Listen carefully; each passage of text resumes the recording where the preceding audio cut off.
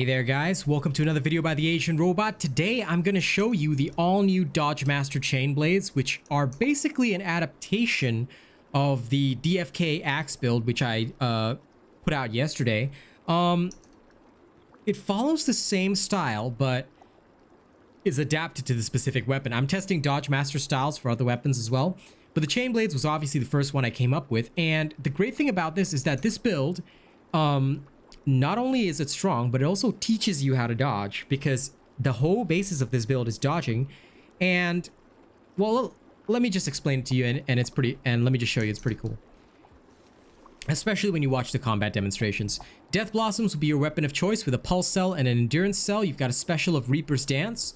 Mod will be Hurricane Blades. I'm going to test some variants of this at a later time. Bond will be Sovereign's Lash right here. You've got your Tempest Omni Cell. Shrike Zeal with a Zeal Cell. This should all be very familiar since it was very similar to the Axe build. You've got your Spellbound Hood from the Alira with an Invigorated Cell. Scravewing Jacket with an Adrenaline Cell. You've got your Fiery Gauntlets from the Ember Main with a Pulse Cell. And last but not least, Phalanx's Heat Sinks with a Fleet Footed Cell. This gives you overall +6 Endurance and +6 Adrenaline, which gives you up to 63% raw damage. Alright. Fleet Footed and Invigorated will give you plenty of movement speed to work with Tempest. And Pulse will help you guarantee a crit. Sharpen cannot be changed since it comes with the Koshai's bond, and Zeal is just to boost the effectiveness of your lantern. Now, let me show you this in practical combat, because I think that that's what you're here for. We'll go to Paradox Breaks. Now, keep in mind that technically speaking, you should only be fighting behemoths 3-4 levels above you.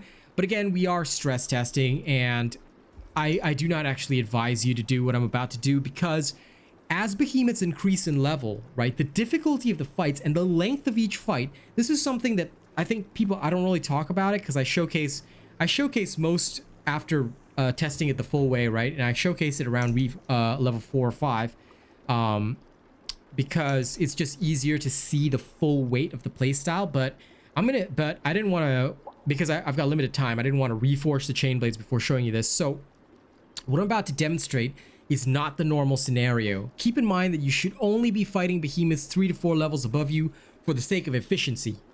All right, don't do what I'm doing right here, because this is designed to stress the build. It is designed to show you an extreme situation, not the normal situation. Keep that in mind very clearly, because otherwise you're gonna end up in a bad spot.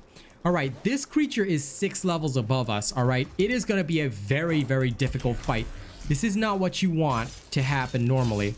Okay, now what you want to do is you want to bait out easy to dodge attacks and start by building up your overall Tempest profile right there. Oops, I missed the dodge on that. Now you don't have any self-sustain. Oh, I missed the dodge twice with that. You don't have any self-sustain with this, so you must dodge perfectly. I recommend gathering up at least 2 stacks of Tempest before doing this. Wait for the Koshai's Blessing to come in. All right, wait for the Koshai's Blessing to come in, and then once it does, all right, you will want to basically get your pulse up and running. All right, you can do it twice, because you get 6 charges of you get 6 charges of that, of the Koshai's unique effect whenever you wait it out, right? You get, and using those 6 charges, you can basically do 2 Tempest attacks. So I usually like to wait for 2 Tempest. I'll usually wait for 2 Tempest stacks before actually doing anything. All right.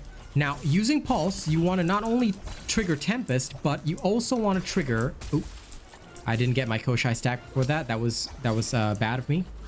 You should always wait for your Koshai stacks. All right. You might have to run around a little bit, but it's okay. Draining your stamina, or waiting for the lantern to trigger, all of that boosts your overall damage. As you can see, with barely any slashing, this thing is almost dead. This is what I love about this build. And you don't have to fear death, because if anything goes wrong, you're just gonna revive anyway. With your legendary ability. So there you go. This thing's dead. As you can see, although it was a slower fight, right, against something 6 levels above you, you can see that despite having no defensive capabilities, this build can really put out a lot of damage, and you just don't really have the fear of death, because if you do die, you can just revive yourself. All right. So now we'll do one fight against the Phalanx. It'll be a slightly easier fight, not by much, but slightly easier overall. We'll do that, and I'll show you how this operates Also, the other benefit is that you can run around with your chain blades out and just run super fast toward from creature to creature. Screw you, Rezakiri, I'm going somewhere easier, bye. Now, draining your stamina before the fight also improves your overall damage because don't forget, adrenaline will continuously be racking up bonuses for you. All right, so here we are with the Phalanx fight, and we'll just get right into it. I'm not going to waste my time. All right, once I drain my stamina, I'm usually just doing the normal bladed attacks because they're the easiest to cancel if things go wrong. All right, but you must dodge as much as you possibly can. Do not fail your dodging, all right? Which is, again, why this is such a great build for learning how to dodge. Because it will just get you the skills that you need. Now, let's go zap a nice piece off.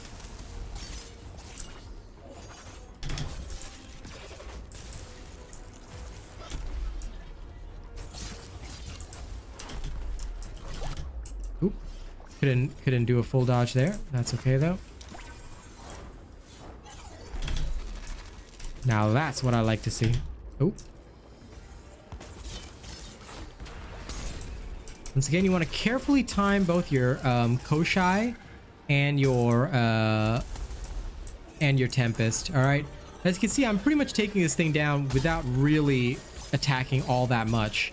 All right. Aside from the first initial attack, you can just see how much damage is being put out here, and you know this is why the movement style is very interesting. It's powerful. It's powerful, but it does require some degree of effort. Now, if you die, revive yourself, okay? It's okay to do that here. This is the style for a reason. Now, you want to get your Tempest stacks going. Doesn't mean don't attack, but for me, I like to observe a little bit. All right, I'm playing this extra lazy, but usually what I would do is I'd be continuously attacking and just waiting for my opportunity to dodge, but this is already dead.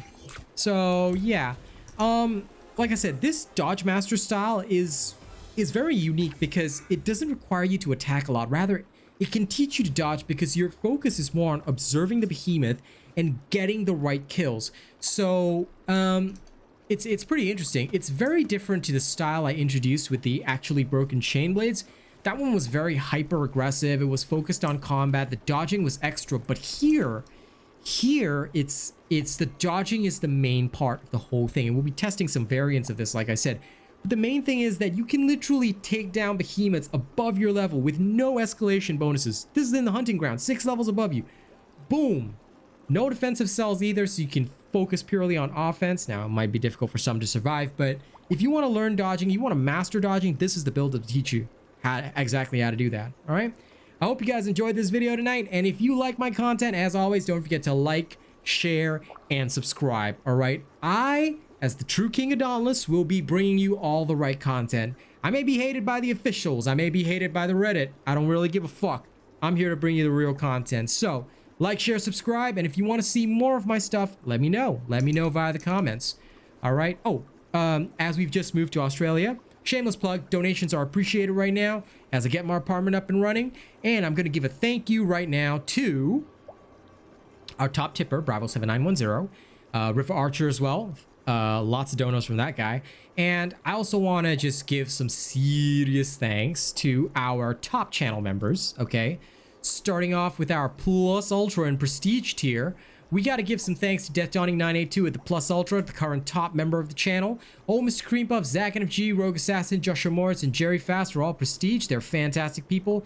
In our Honored Robot section, these are the people that get to join me for games. Here are their names. Now, come on, YouTube, don't fail me. There we go. Bob John, Nate the Great, Jammer Boy, Grim Reaper 2296, Curtis Schussler, MjRiffle, Shadow, Corey Ryu, Benjamin Savage, Lady Neo, Anarchy Inc., Greasy Burger, Stephen Geyer, Killer Team Gaming, Coda CMF. Thank you guys so much. You're all fantastic. And I'll see you all on the next one. The actual image to like thank people will be coming next week or after I move to the apartment. It might be take about a week or 2 weeks. I'm sorry for that, but I'll verbally shout out these people every single time. All right. Catch you on the next one.